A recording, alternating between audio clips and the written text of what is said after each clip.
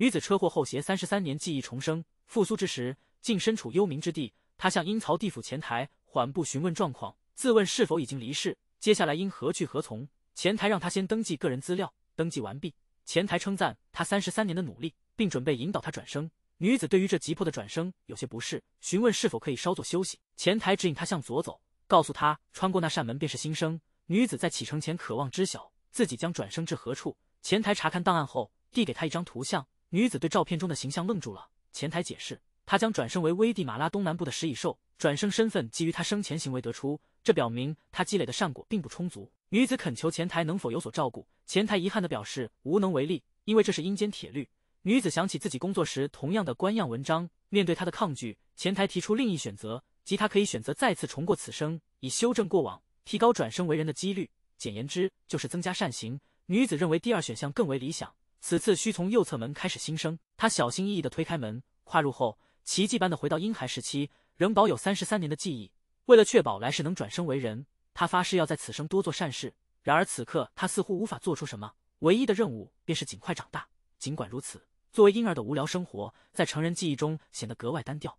电视机里的声音成了她唯一的乐趣。她其实可以立即开口说话，但仍担心父母会害怕。5月0时，她尝到了久别的米饭滋味。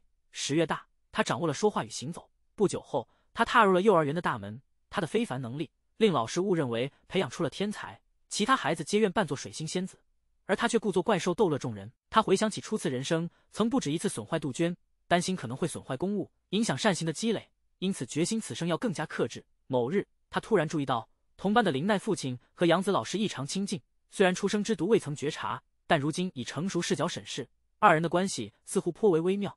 他突然回忆起初次人生时，林奈改姓并搬离此地，杨子老师也在同一时期消失，这或许预示着两人关系将更进一步。事后林奈父母离异，母亲改嫁，林奈随之，杨子老师遭幼儿园解聘。他意识到二人关系尚在萌芽阶段，现在的任务便是将这萌芽在摇篮中扼杀。于是，在两人交谈甚欢时，他冲上前打断他们的谈话，男人只得带着孩子离去。这种情形连续发生多日，每次采用此法皆能成功，直至男人改变手段，私下递给老师一张纸条。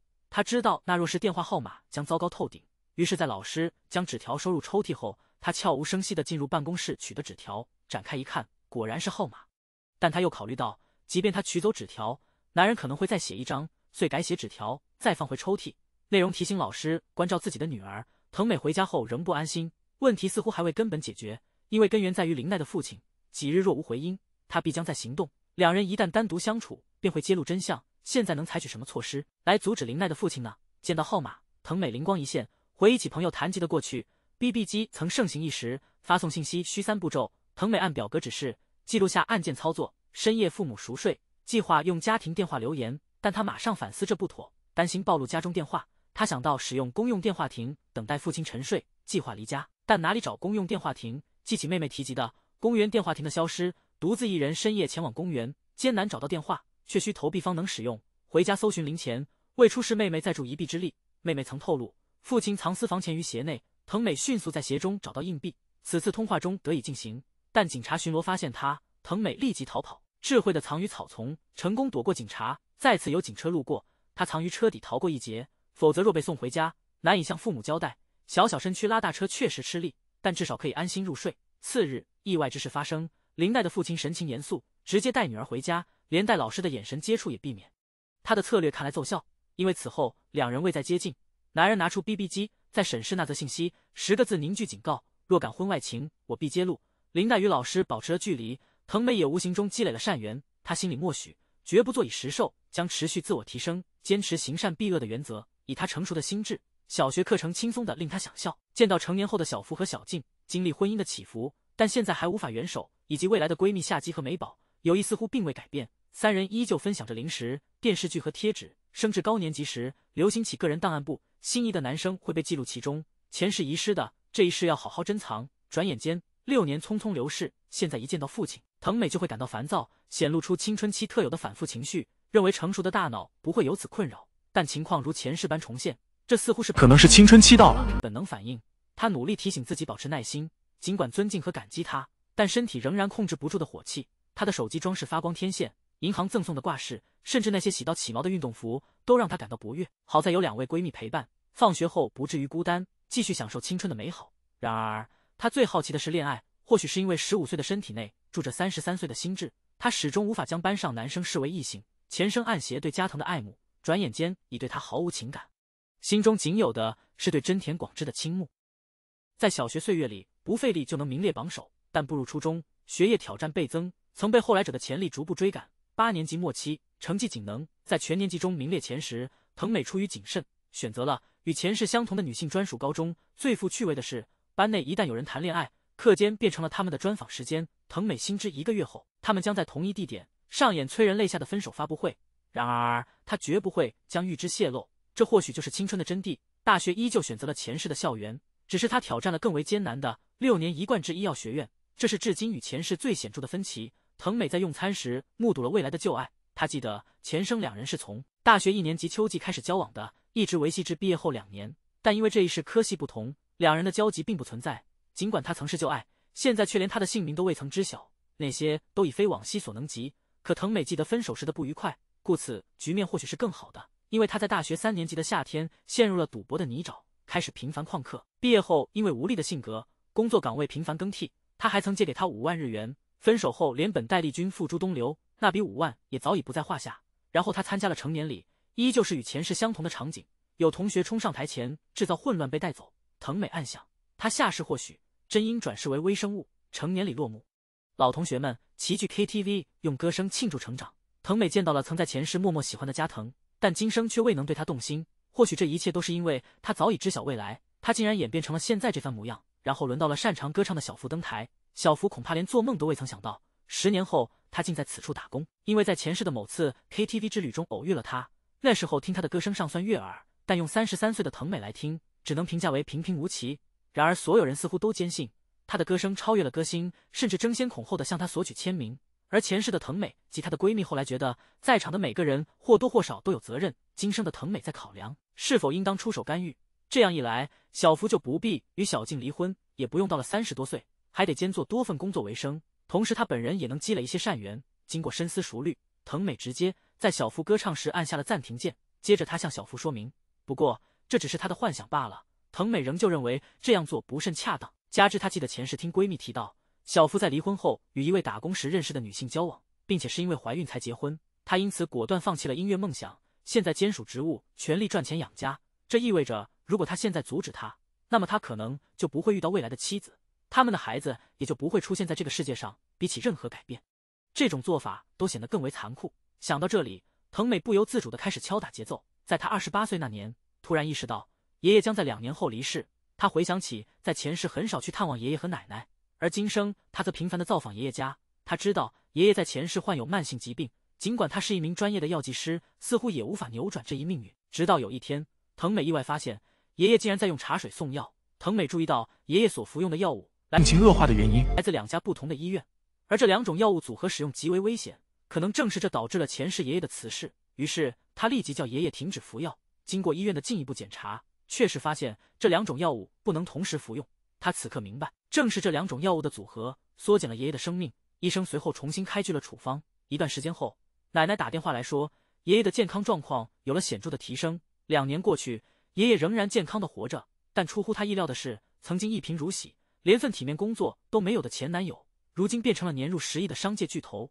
难道他曾经是他的阻碍？转眼间，他也到了33岁，也就是他前世重生之日。藤美还是和以往一样，与好友共进晚餐，畅谈人生。没想到在这时意外遇到了幼儿园时的玩伴林奈，向他打招呼。他突然意识到，在前世他们实际上并未在这里遇到林奈，可能是因为他们只在幼儿园时期相处，所以才没有互相留意。但是在重生后，藤美在幼儿园时揭发了林奈爸爸的外遇，从而避免了父母的离异，因此他们没有搬迁，继而一同上了小学，一起步入了初中，这才有了相互认出的可能。但是藤美万万没想到的是，当林奈展示出男友的照片时，藤美惊讶地发现，这人居然是他公司里的一位前辈。明明他已经结婚了，难道林奈注定无法逃避外遇的宿命？藤美决定下次去 KTV 唱歌时，私下将真相告诉林奈。不久，他们像往常一样来到了小福工作的 KTV。经过了解，得知小福的情况仍旧与前世相同，离婚后再婚，并且有了一个可爱的孩子。放弃音乐生涯后，他似乎过得很幸福。看来藤美年轻时做出的决定是正确的。寒暄过后，藤美想起了前世小福曾经免费赠送了他们一份大薯条，但当事人已经吃得很饱，根本无法再吃。他们当时还讨论过，如果能不要薯条，换成免费饮料就完美了。但因为对方是熟人，他们没好意思提出这个请求。藤美特地提前告知，刚吃得很饱，不能再吃任何食物了。小福没有附送薯条。藤美向闺蜜透露了林奈的近况，他们邀请林奈一起来唱歌。原以为可令她没想到的是，林奈会优柔寡断，林奈却毫不犹豫地拨出了电话。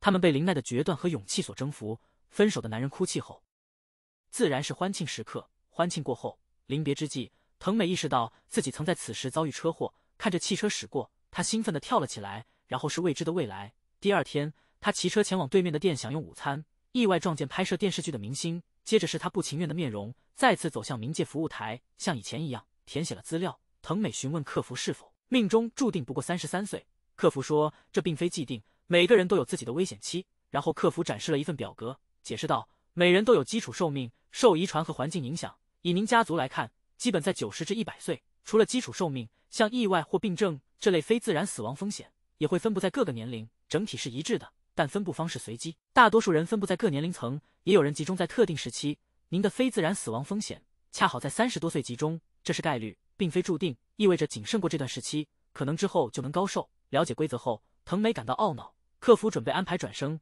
藤美充满信心地表示，肯定能成为人类了。累积了如此多的善行，意外地变成了一只鱼，而且是我生前最喜欢的金鱼，确实努力累积了善行。难道转生为人有这么多难题？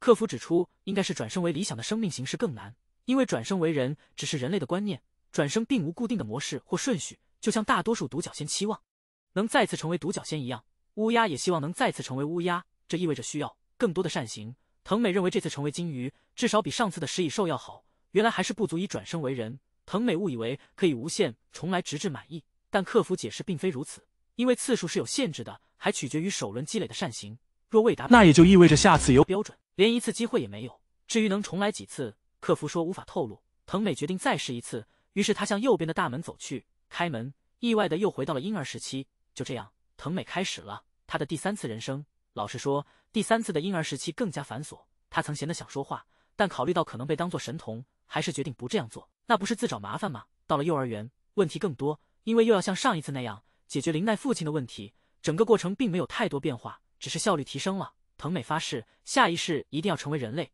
这次长大后的工作又改变了，从上一轮的药剂师成为了电视制作人。25岁搭地铁时，没想到会遇见中学老师因不当行为被举报，她忽然回忆起昔日闺蜜的话语，传闻那件事让老师成为了新闻焦点，最终丢掉了工作，家庭也支离破碎。他曾是中学时代最令他厌烦的教师，然而他还是拿出了偶然录制的视频，为他洗清了冤屈。众人这才明白真相是他人所为，从而重写了老师的人生轨迹。但藤美未曾料到，33岁那年，他虽逃过一劫，却在次日不幸遭遇车祸去世。再次选择了重生的他，迅速回到了25岁的时刻。不同于上一世，他成了电视台员工，工作地点也从小城迁至繁华东京。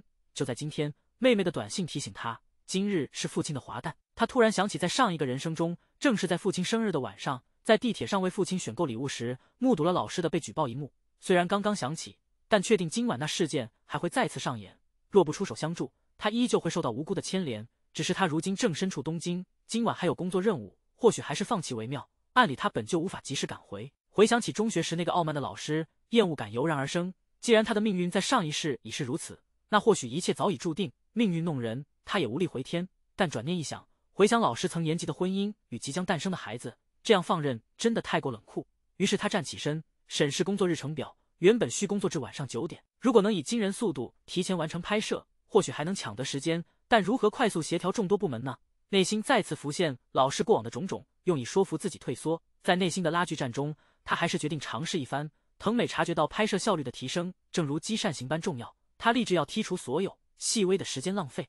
在剩余的3场戏中，他逐个与各回合的同事们进行了友善的交流，恳请他们在最短时间内完成工作。他甚至通过自己的关系，为交通受阻的演员提供了一条快速路线，演员提前2小时到达，创造了小奇迹，最终拍摄提前3小时完成，为他节省了足够的时间去为父亲选购礼物。但真正的挑战才刚刚开始。他回忆起上一世的经历，他乘坐的是大约9点的电车，但9点有3趟电车，万一登错车次将前功尽弃，他必须确保万无一失。此刻他忽然想到，老师是在这一站登车的，只需提前到站等待，便能轻松拦截。尽管经历了一天的忙碌，疲惫不堪，且明日仍需早起，他却为了救一个自己不喜欢的老师，不远千里从东京赶回。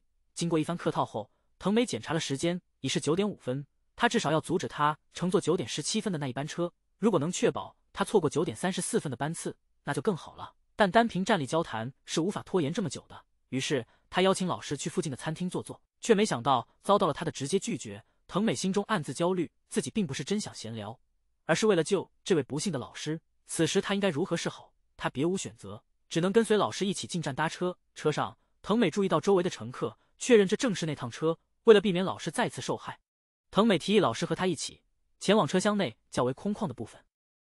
到达后却发现人更多，电车停靠时，老师还借机向他抱怨，怀念起以前那些诚实又可爱的学生，不像现在的学生，不仅轻视老师，还时常叫家长来学校制造麻烦。他深知老师尽管不受欢迎，仍旧本着学生的最佳利益行事，他当然不会去援助那个不端行为的人，尽管他曾在他前世对他颇有恩惠。老师最终得到了救援，藤美任务完成，然后被拒绝，因为女生喜欢的是幼成，可以愉快的回家了。但当他回到家，送给父亲礼物之后，不同于前世刻意保持距离，避开前男友，他这次接受了前男友小盛的邀请。藤美意识到，除了衣着，这一次他和他在生活的第一轮中似乎没有任何区别，以往也是与这些朋友共同出游，这让他突然想起明年夏天一起去烧烤时，那个男生将向那个女生告白，而那个站在右边的男生，他的心却属于一位打工时遇到的前辈。这是那个古老的情感三角剧，那种他爱他，他却爱另一个他的故事。当然，现在还没人知道这一切。他们很快就交换了联系方式，他们的恋情也开始按照预期发展。对他来说，这是他第2次告白。他原本没想过会再次跟他交往，但当他想到在第二人生中看见他成为年收入10亿的富豪的情景，他突然觉得他还是挺细心体贴的。因此，他决定再次与他交往。从理论上讲，这是隔了62年的重聚，但毕竟他们已经是第2次相爱，新鲜感已经所剩无几。现在他虽然有20岁的外表，却拥有33岁的心智，但与他相处仍感觉很自在。关键是这一次他必须阻止他走上邪路，因此他恳请他承诺绝对不要沾染赌博。他甚至让他发誓保证，但这似乎并不奏效，他还是像以前那样逃课去玩耍。他开始怀疑自己是否成了阻碍，难道她的男友之所以沦落，真的是因为他的影响吗？藤美暗下决心，绝不让这种情况发生，因此她不断地照料男友的日常生活，甚至每天帮他清理垃圾、整理房间。藤美决心每日督促他不懈怠，总有人能为失去之事找到一个能打动人心的理由，尽管他自己也难以置信。长大后，他意识到必须再次拯救林奈。藤美记起林奈在前世提过，两人是在纪元更替之日，在孟安餐厅用餐时与男友交换了联系信息。如果能在那一天阻止林奈去孟安，他们的关系就不会进一步发展。他意识到自己还有7天时间，但自中学毕业后，与林奈便再无交集。前世的他曾向同学小福询问林奈的联系方式，而今他身在东京，拨打电话询问同学们，却始终未能联系到林奈。更令人头疼的是，几天后藤美回家也没能找到小福，调查工作陷入了僵局。经过深思熟虑，藤美还是决定在当天亲自前往阻止他们交换联系信息。为了确保万无一失，他提前抵达了餐厅，还点了一份套餐，可只要放着不管，等待。然后他发现，正如所料，今日是改年后的大日子，但两人迟迟未到。他吃完饭后，为了避免尴尬，又额外点了一份饮料，接着又是一份冰淇淋。最终，当他感到保障不适时，林奈终于到了。经过一番客套寒暄，林奈提议难得见面，不如换个地方吃饭。没想到林奈觉得这里挺好，藤美只好再吃一顿。用餐中，那位男士到达，藤美立刻试图转移林奈的注意力，但没料到最后上的一道菜怎么也吃不下去。藤美最担心的场面还是发生了，两人如同前世般打了招呼见面。他最终未能阻止他们交换了联系方式，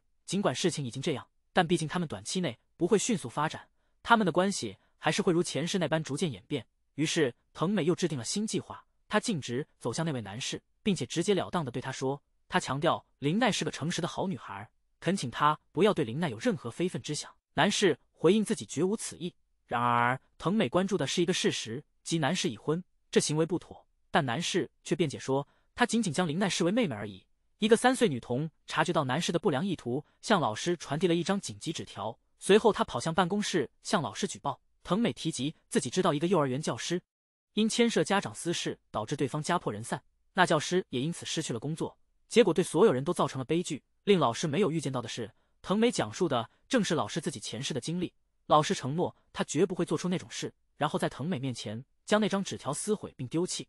藤美后来观察到两人之间再也没有靠近过，前2次轮回费尽心机，才使他们未能走到一起。没曾想到第3次轮回，仅几分钟的谈话就圆满解决了问题。早知如此，何必出自不采取行动？直面问题似乎才是解决问题的关键。1997年是藤美第4次读小学，为了确保下一世不再轮回，她更注重个人行为的修养。她不仅自觉捡拾垃圾，还主动向长辈问好，甚至自发在学校浇灌植物。学习而前世可是需要谈判技巧，态度也发生了改变。之前依赖成人智慧轻松应对，仅仅完成分配的作业，这一次藤美决心从小学起就放眼长远，将原本玩乐的时间全部用于学习，由此导致视力也开始下降。但这是为了未来必须付出的代价。童年的好友逐渐成了过客，两人的亲昵让藤美心生怅惘。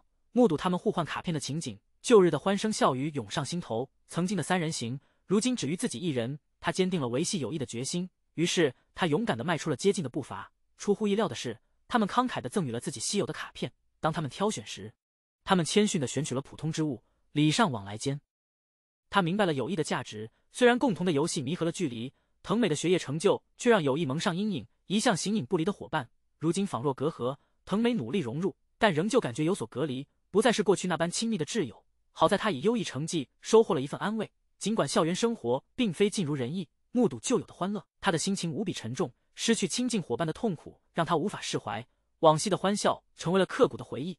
他们依旧回味着那些青春的日子。然而就在这时，原本只是同学的李玲与他主动攀谈，出乎意料的邀请让他与李玲成为了新朋友。看来命运的安排总是充满惊喜。藤美的成绩始终名列前茅，并且获得了学生会长的荣誉，与副会长李玲共事密切。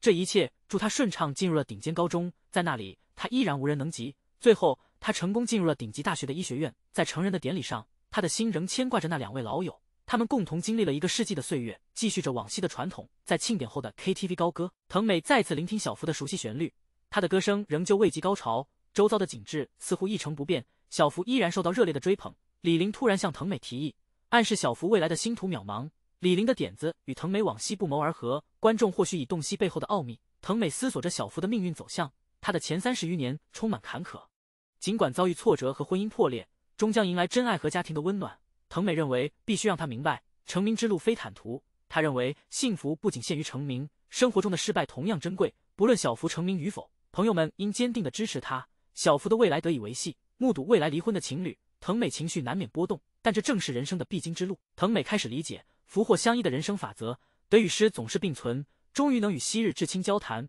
却只换得赞美与客套。藤美毕业后踏上研究生之路，志在成为一名研究型医师。医研的迷人之处在于可能揭开医学谜题，若研究成功，或能挽救无数生命，积累更多的功德。初次重生时，他的偶然举动为老师洗清了冤屈，改变了其命运。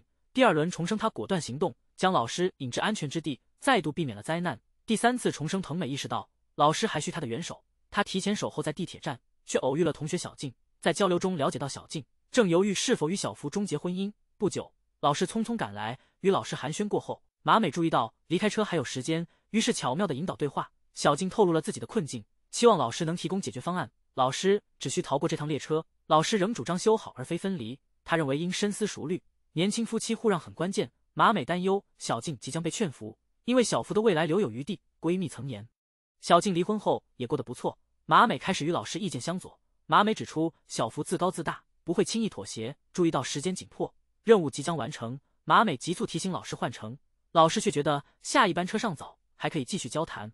马美觉得再聊似乎过于冒昧，尽管带有强迫意味，但保全了双方未来。第3个周期任务是挽救因药物错误去世的爷爷。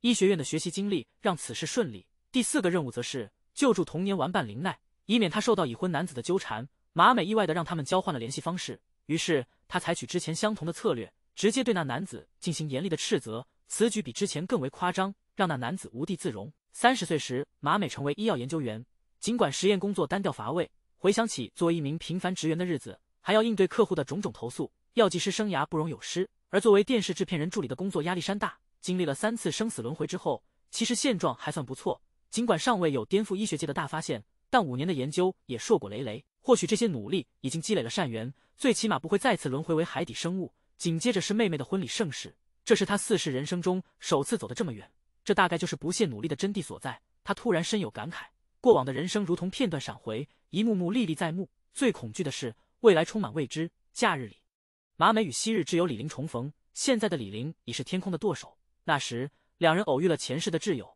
夏姬与美宝的意外相遇，经过了简短的问候之后，马美感受深刻，似乎难以适应现今的关系模式。马美询问李玲，在此情此景下是否会感到迟疑不决？有时候在说了久违之后，不是应该自然而然地坐下共享餐食吗？李玲坦言，正是这种熟悉度的旧同学，让人难以把握适当的距离。马美的脸上流露出明显的落寞。前世里三人形同手足，而今连最基本的关系都模糊不清。随后，李玲展示了那张初中时的大头贴，是这张照片铸就了他们的友情。李玲回忆道，当时马美的身影略带忧伤，不似同龄人的轻松自在，这才促使自己走上前主动搭话。然而，李玲接下来的话让马美瞬间愣在当场。原来，经历3次轮回的马美惊讶地发现，她的好友李玲居然已重生4次。在马美的记忆里，3人是如影随形，而在李玲的生命里，其实是4个人共同经历。那是李玲的一起去 KTV 唱歌，首个人生，4人从儿时就形影不离，但每个月都会出来聚一次。无论是共享零食边讨论剧集，或是一起去拍摄趣味大头贴，共同驾车出游探险，一起庆祝成年礼，甚至衣着打扮也总是互相参照。虽然毕业后4人投入各自的工作，但在这一刻，李玲向马美透露，在接下来的日子里发生了一件极其悲痛的事件，令人无法振作起来。后来2人约好要带着2位闺蜜的期许，一起努力活下去。心情沉重。抵达那个充满回忆的商场，一个曾经欢声笑语的地方，李玲带着深沉的忧伤告知马美，她透露曾经无比亲密的2位好友夏姬和美宝不幸离世，消息如晴天霹雳。马美在听到这突如其来的噩耗后，沉默了片刻，内心波动难以平息。原来2人在一次乘坐飞机的旅途中遭遇了不幸的空难，这是命运的无情。自那以后，马美和李玲的联系变得稀少，但心中的思念却一如既往。尽管如此，他们每年都会相约去缅怀夏姬和美宝，以这种方式继续他们的友谊。李玲坦诚，对于这段亲密友情的续写，自己知之甚少，因为她早已离世。在那个时候，马美还留在了人世间，而李玲已经开始了新的轮回。带着上一生的记忆，李玲展开了她全新的生命之旅，背负着重生的使命。她心中有了一个计划，只要能阻止2人登上那架注定的班机，便能挽救他们的性命。但她也清楚，即使成功挽救了2位好友，其他同行的乘客仍将面临危险。面对生命的抉择，不置可否的冷漠同样会让人痛苦不堪，良心的拷问难以承受。他思索再三，深知面对这样的道德困境，必须要有所为，也必须要有所不为。经过深思熟虑，他认定唯一的方法就是亲自掌控那架飞机的命运，因为只需对航线做出微小的调整，就可能避开那场可怕的灾难。直到此时，马美才恍然大悟，明白了李玲成为飞行员的深层原因。然而对于李玲来说，飞行员的梦想并非易事，她原本的学业成绩并不理想。她意识到，如果还是像第一世那样轻松地度过学生生涯，她将无法实现自己的目标。因此，她从小便开始疯狂地埋头苦读，同时还不忘加强身体锻炼。这样的决定意味着，她失去了与3位好友建立深厚友情的机会，变得孤独。她的孜孜不倦使得她成为不敢轻易接近的人。尽管付出了巨大的努力，终于成为了一名飞行员，但命运似乎并不在她这一边。因为在马美的第一世中，33岁的她不幸遭遇车祸，命运戛然而事实上，此次悲剧之所以发生，根源可以追溯到李玲的第一个人生经历。当时，他们4个人在超市门口享用着美食，他们之间的欢笑声充满了空气。是李玲去洗手间的那个临时决定，让她无意中避开了那场突如其来的车祸。但在这次轮回中，李玲根本没有出现在那个场合，这就是马美不幸事故的导火索。这次的重生，也是马美经历死亡后的第一次新生，是一种命运的再次洗牌。这一切对李玲来说是一个巨大的打击，她身心备受折磨，健康状态急转直下。最终，李玲甚至无法再驾驶飞机，不到40岁就抑郁而终，是第从3人变成2人。3轮人生，还是成为了飞行员。在车祸发生的那天提前到达，发现林奈也在现场，大家聊了一会儿，避开了事故。但夏姬和美宝仍然遇难，飞行员无法选择自己的航班，可以尝试提出偏好，但无法改变航班安排。40岁之前遭遇车祸去世，第4轮人生也在同一年龄意外死亡。询问后得知，容易在30多岁去世，现在是第5轮人生，这次肯定没问题。他专门与排班人员建立了好关系。他询问具体是哪一班飞机，他犹豫了2秒，说要等到明年，约定下个月休假时再聚。没想到还没到下个月，看到了飞机失事的报道，他感到不祥的预感。但李玲说那班机是明年的，他马上打电话给李玲，电话已经关机，连续打了许多次都是关机，也造成无法挽回的后果。眼泪在眼眶中打转。这时他明白了李玲的谎言，他想在马美发现之前解决问题。4人闺蜜团经历了岁月的摧残，现在只剩下马美，在灰暗阴冷的天空下，回忆像电影一样回放，重生多次仍旧无法改变结局。3年里，马美像自闭了一样，埋头于实验室工作。当天一个女人打招呼，虽然她认识这个人，由于久未社交，他本能后退，愣了好一会儿才意识到他是第一轮人生的同事，一眼认出马美是重生者。他对自己的第一次人生情有独钟，即便重生多次，也坚持不改初衷，兴趣爱好和朋友圈保持不变，只是少了马美的陪伴，这是他能识别马美重生的理由。马美无法理解这种决定，但对方却乐此不疲，曾想尝试不同的人生轨迹，但害怕引起蝴蝶效应，担心结果不如现状。马美39岁时再次遭遇不幸，填写完资料后被告知可以直接投胎为成人，看似将进入一个幸福富有之家。临投胎前看向云端，眼眶泛红，于是他毅然决定转身，询问是否能重新开始人生。得知这可为最后一次重生机会，昨日还是聊天的好友，今日变成了同龄的小学生，经历多次重生，宛如100岁老人。这是马美的第5次重生，李玲则多了1次，此为两人最后的重生机会。李玲终于坦白未能救有的往事，原是副机长在危机航班上试图改变航线遭拒，他尝试干预却失败，飞机最终坠毁。李玲仍不甘心，决心再次担任飞行员，目标成为同时还要锻炼身体。机长，这样就无人可阻。马美也决定同行，确保双方更安全，因此放弃直接成人的机会，再次选择重生。然而成为机长并非易事，通常需要15年，直至40岁才可，需在35岁前取得机长资格。因为2位好友等不起，从即刻起全力以赴，重复每次必做之事。在李玲的辅导下，马美自幼钻研航空学，但这意味着无法与夏姬和美宝深交，虽尽力融入，依旧礼节性应酬，亲密无法比肩初次人生。中学时，他们成绩依旧领先，一切如前世旋律，未曾改变，一同度过成人礼，共赴 KTV 歌唱。大2申请航校，笔试轻松通过，接受健康体检，测试视力、听力、色觉及平衡感，又是锻炼，顺利过关。紧接着是飞行模拟器考核，得益于早年李玲自制的设备，多次练习，轻松应对。面试是最后一关，李玲早已备好面试宝典，针对每位面试官有策略，完美回答所有问题。开学首日背诵校歌，她自小便已熟稔。宿舍生活，空难去世的闺蜜需与学姐和睦相处，她记住每位学姐资料，以避免干扰。亲自驾驶飞机，早学会拉床帘，随后几年一帆风顺，按计划稳步前进。毕业后同入航司，29岁便齐名机长，此年龄成机长实为罕见，新闻头条见证他们传奇。为了救赎，数次重生归同年，是同为机长，只有这样才能改变命运。自小至大，不懈努力，最终梦想成真，实现最年轻机长。遗憾的是，当时没有邀请两人走记录，但所付出的代价无法如往昔般与夏姬、美宝结为挚友。时间紧迫，离悲剧仅剩月余，马美与李玲已做好万全准备。假日，他们踏入故乡那家熟悉的餐馆，清楚记得前生在此，与夏姬、美宝不期而遇，共同享用一顿饭。考虑到如今关系，这样就算被拒绝，下次还可以再邀请。尚浅，担心他们会拒绝同桌，造成两难局面。马美感叹：若今不邀约，后悔将伴终身。为避免尴尬，决定采取轻松的邀请方式。两位交换贴纸的好友准时抵达，经过一番寒暄，马美鼓起勇气邀请。没想到学霸还会玩这种庶民的游戏。夏姬与美宝感到意外，没料到仍留价值完全不对等，留存记忆，还有成绩优异的担忧，害怕被嫌弃。马美提起小学往事，发现大家依然记得当年。美宝回忆起当时的惊讶，原以为可以自由选择喜欢的贴纸，结果选择了最平凡的一款，认定是出于客气。4人聊天，笑声温暖整个餐厅，仿佛回到初次相遇、形影不离的日子。现在很合拍也正常。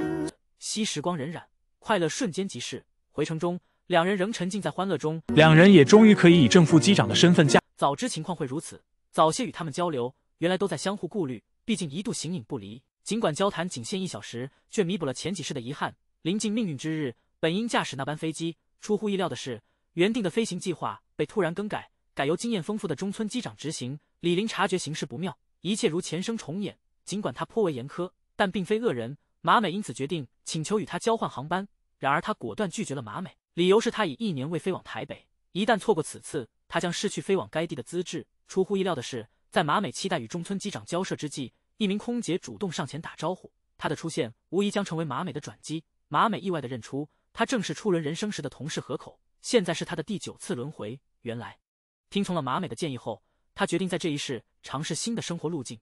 他偶然看到马美成为机长的报道，于是选择加入同一航空公司。河口接着诉说他最近的奇遇。昨天中村特别交代他，要特别照顾今天航班上的一名女乘客。出于好奇，他私下探查，发现那名女子竟是中村的情人，难怪中村坚决不肯与他交换航班。虽然与自己无关，但他最看不惯这种事。一怒之下，他匿名通知了中村的妻子，结果是中村今日被剥夺飞行资格。马美几乎没能立刻反应过来，得知中村确实失去了资格，他欣喜若狂，激动得说不出话来。果不其然，紧接着他接到了飞行任务，这无疑是他生命中最戏剧性的一刻。而马美夸张的反应让河口不解，两人随后作为机组人员登上飞机。这一次，他们得以改变航线，成功避开太空垃圾，挽救了机上所有人的生命。更让他们激动的是，下机后发现夏姬与美宝在等待。他们在听到飞机广播时，辨识出了彼此熟悉的声线，显然他们的默契依旧如故。两人随即决定共进晚餐，贴面合影时，似乎穿越时光回到了那个100年前放学的时光。那段充满青涩与纯真的岁月，是他们几世以来最为欣喜的时刻。完成使命1年之后，他们决定辞职，返回故乡，因为那里才是他们真正的归宿。他们开始穿着与出生相同的服饰，回归了那份宁静与简约的生活，工作岗位亦与出生时相仿。李林的人生选择重归旧轨，此后4人定期每月相聚2次，生活模式与出生时大体相似。不过这一世的小福已不再是卡拉 OK 服务生，而是坐拥卡拉 OK 店的经理。不同的是，此次他们邀请了昔日的老同窗，一是重温往昔，二是助力小福的生意。小福依旧保持对歌唱的热爱，与年少时不同，现在唱歌仅为兴趣所在。或许这就是生活的常态，名利终究只是短暂，而平淡生活才是永恒旋律。就这样，他们携手前行，直到58年后。那时他们已是90余岁高龄，却依然欢愉如往昔，仿佛瞬间回到数百年前的那个午后。多年以后，马美的妹妹注意到对面家常有4只鸽子相伴。